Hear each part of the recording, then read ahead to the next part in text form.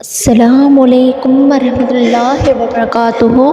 بسم اللہ الرحمن الرحیم۔ نماز فجر کی بیداری کے لیے 4 اہم ٹپس۔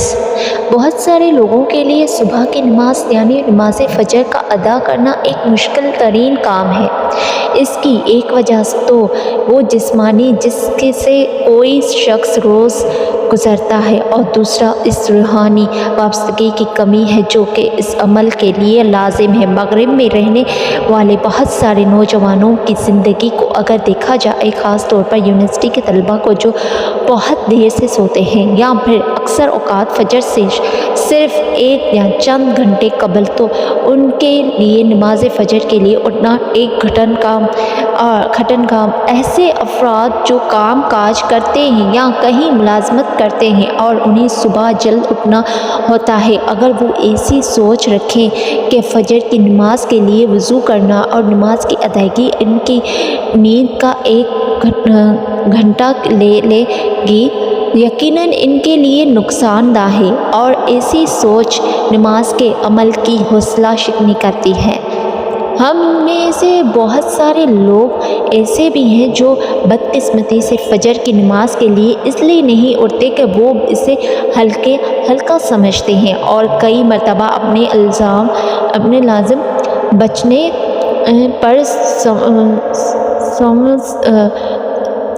سنوز کا بٹن دبا دیتے ہیں اور بالآخر الارم کے بٹن کو بند کر کے دوبارہ سو جاتے ہیں۔ فجر کی نماز کے لیے اٹھنے کے لیے جسمانی اور روحانی سینکڑوں ٹپس ہیں، جن میں سے چند ایک ذیل میں ہیں۔ نمبر 1، ارادہ۔ اگر آپ کے ارادے درست نہیں ہیں تو آپ کو اٹھنے میں یقینی طور پر مشکلات پیش ہوں گی۔ اپنی زندگی کو ایسے طرز عمل پر لائیں کہ جب رات آئے تو آپ ذہنی طور پر اس بات کے لیے تیار ہوں کہ صبح فجر کی نماز کے لیے جلدی اٹھنا ہے۔ جس طرح آپ اپنے دن کے لیے چھوٹی چھوٹی سرگرمیوں کی منصوبہ سازی کرتے ہیں، اسی طرح اپنی صبح کی نماز کا بھی شیڈول بنائیں اور پھر بھرپور طریقے سے عمل کریں۔ بستر پر جانے سے قبل جب آپ صبح کی نماز کے لیے اٹھنے کا ارادہ کر لیتے ہیں تو اس کے لیے سورہ کہف کی آخری آیات کی تلاوت ذہن میں رکھیں۔ سورہ کہف میں ہے کہ دو کہ میں بھی تمہارے جیسا آدمی ہوں، میری طرف وحی کی جاتی ہے کہ تمہارا معبود ایک ہی معبود ہے۔ پھر جو کوئی اپنے رب سے ملنے کی امید رکھے تو اسے چاہیے کہ اچھے کام کرے اور اپنے رب کی عبادت میں کسی کو شریک نہ بنائے۔ نمبر 2، جلد سوئیں۔ میں ہمیشہ سے جلدی سونے کی عادت رکھتی ہوں، تاہم جب میں نے یونیورسٹی جانا شروع کیا تو سب کچھ بدل گیا، کیونکہ جب کلاسز کا اختتام رات 10 بجے ہو اور 11 بجے بندہ گھر پہنچے تو پھر جلد نیند بھی نہیں آتی۔ بلا شبہ اب جب میں ملازمت کر رہا ہوں تو دیر سے سونا کوئی آپشن نہیں ہے، تاہم یہ بات سیدھی ہے کہ ہم میں سے بہت سارے لوگ جلدی سونے کو نظر انداز کر دیتے ہیں۔ یہ ایک روایت بن گئی، خاص طور پر نوجوانوں میں، کہ وہ رات دیر تک جاگتے ہیں اور اس دوران وہ کچھ خاص نہیں کرتے۔ وہ لوگ جو یونیورسٹیز میں ہوتے ہیں اور ان کو صبح کوئی کام نہیں ہوتا، وہ یقینی طور پر 2 سے 3 بجے تک سوتے ہیں، اور یہ عام طور پر فجر کی نماز سے صرف 1 یا 2 گھنٹے قبل سوتے ہیں۔ ہم میں سے کام کرنے والے ہم بھی اکثر افراد رات دیر سے سوتے ہیں۔ یہ بات یاد رکھیں، جب آپ رات دیر سے سوئیں گے تو یقینی طور پر آپ فجر کے وقت نہیں اٹھ سکیں گے، اور اگر آپ رات دیر سے سونے کے بعد صبح فجر کی نماز کے لیے اٹھ بھی جاتے ہیں تو انہیں یقیناً صبح کی عبادت کے حسن کو تہ و بالا کر دیں گے۔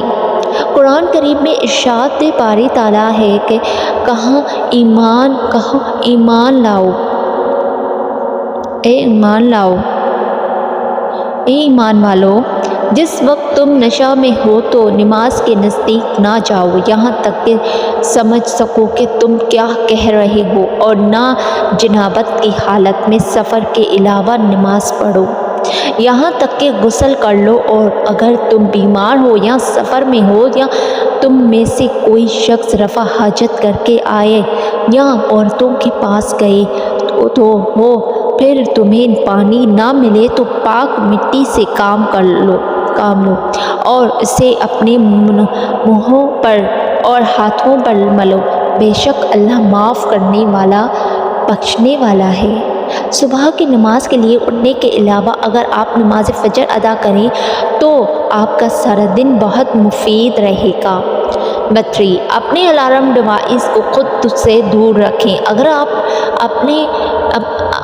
اپنی گھڑی یا فون پر الارم لگایا ہے اور اسے ساتھ والی میز پر رکھا ہوا ہے تو آپ یقینی طور پر سنوز کے بٹن پر یا الارم کے خاتمے کے بٹن کو دبا دیں گے۔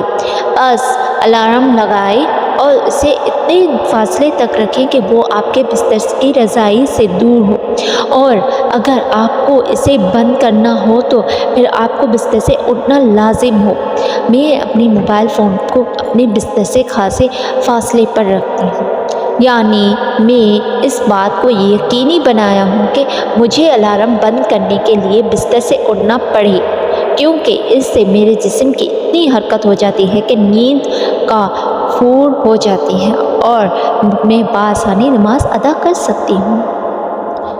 نمبر 4، احساس پیدا کریں کہ یہ ضروری ہے۔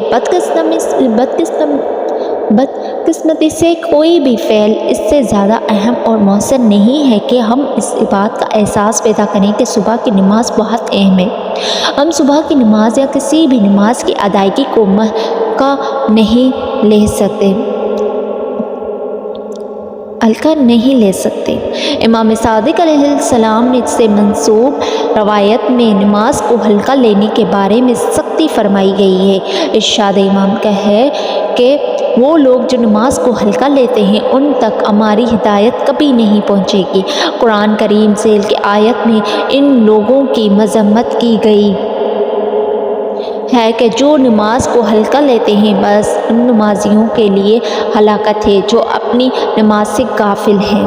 اس حقیقت کے علاوہ فجر کی نماز فرض کی گئی نمازوں میں سے ایک ہے، اور فجر اور طلوع آفتاب کے وقت فرشتے لوگوں میں رزق تقسیم کرتے ہیں۔ ہم یہ بات نہیں جانتے کہ 1400 سال قبل لوگوں کے پاس الارم کلاک نہیں تھے جیسا کہ آج کے لوگوں کے پاس ہیں، لیکن لوگ فجر کی نماز کے لیے اٹھ جاتے تھے۔ تاہم وقت گزرنے کے ساتھ ساتھ آپ کا جسم صبح کی نماز کے لیے اٹھنے پہ خود بخود عادی ہو جاتا ہے۔ یہ صرف وقت کی بات ہے کہ جب آپ کو فجر کے وقت اٹھنے کے لیے اور تکنیک کی ضرورت نہیں ہوگی اور آپ اپنی رب